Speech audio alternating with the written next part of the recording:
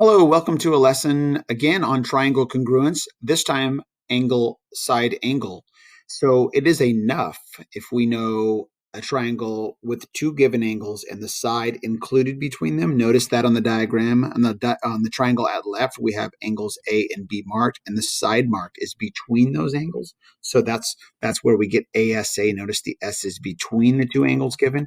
So if we have two angles, if I know that one angle is 45 degrees and another angle is 52 degrees, and I know that the side between them has a given length, let's make up a length. Let's say it's 4 inches.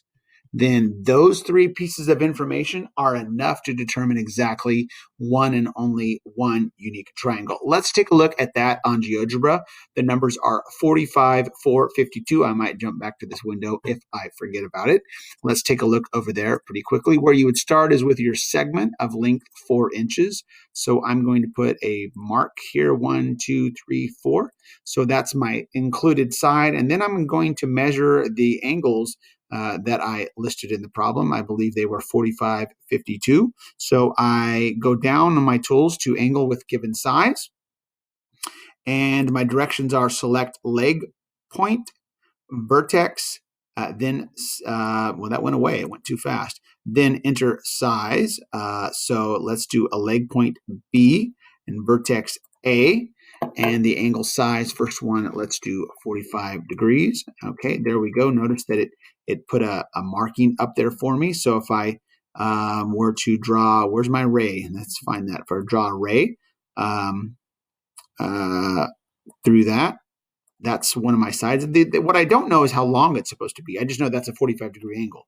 So now let's construct the other angle. You may already be able to see what's going to happen here, but let's do it. So let's do an angle with a given size at the other. So I'm going to do A, B. This time I'm going to go clockwise, and because I'm going the other direction. So I want this one to be 52 degrees.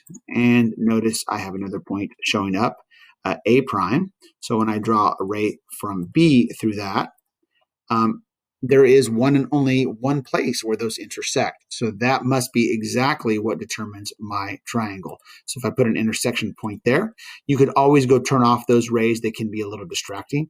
You have the triangle ABC here so that it has a side length of 4 and it has the two included angles 45 and 52. You could draw it different orientations. In other words, it could be upside down. It could be, skewed one way or the other, but that would be maintained. Okay, so if this were a length of 4 this direction, you would still have a congruent triangle. It'd just be oriented differently.